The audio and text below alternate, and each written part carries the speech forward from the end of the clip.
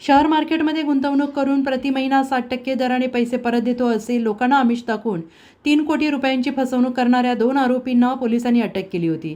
किसान चंपालाल पांडे वय वर्ष 21, कन्हैया चंपालाल पांडे वय वर्ष 24, दोघेही राहणार बनिया मोहल्ला आमगाव असे अटक करण्यात आलेल्या संशयित आरोपींची नावे आहेत। या प्रकरणात फिर्यादी चलुराज व्यंकटरंगप्पा कमैया वय वर्ष 58 राहणार आमगाव तसेच इतर साक्षीदारांना आरोपी किसान पांडे, कन्हैया पांडे या दोघांनी शेअर मार्केटमध्ये गुंतवणूक करून त्यांना प्रति महिना अतिरिक्त दराने परतावा करतो असे आमिष दाखवून फिर्यादीचा विश्वास संपादन करून त्यांना पैसे देण्यास भाग पाडले। या दरम्यान फिर्यादी आणि साक्षीदार यांच्याकडून 3,19,75,000 रुपये घेऊन अप्रामाणिकपणे अपहार करून फिर्यादीची फसवणूक केली। या प्रकरणी फिर्यादीच्या तक्रारीवरून आमगाव पोलीस ठाण्यात गुन्हा दाखल करण्यात आलेला आहे। फसवणुकीच्या गुन्ह्याच्या अनुषंगाने 9 आरोपींच्या राहत्या घराची झडती घेतली असता त्यामध्ये वेगवेगळ्या व्यक्तींच्या आणि वेगवेगळ्या व्यवसायाच्या नावाने संशयित आरोपींनी 38 बँक खाती वेगवेगळ्या खात्यात उघडल्याची माहिती प्राप्त झाली। तसेच आरोपींच्या राहत्या घरातून 6 टीव्ही, 1 लॅपटॉप,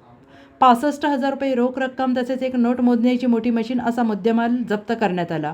तसेच आरोपींनी वापरलेल्या बँक खात्याचे तपशील स्टेटमेंटचे अवलोकन केलं असता त्यावर 45 कोटी रुपयांचे आर्थिक व्यवहार झाले असल्याचं निष्पन्न झालेलं असून आरोपींना न्यायालयात हजर केलं असता त्यांना 5 दिवसाची पोलीस कोठडी देण्यात आलेली आहे।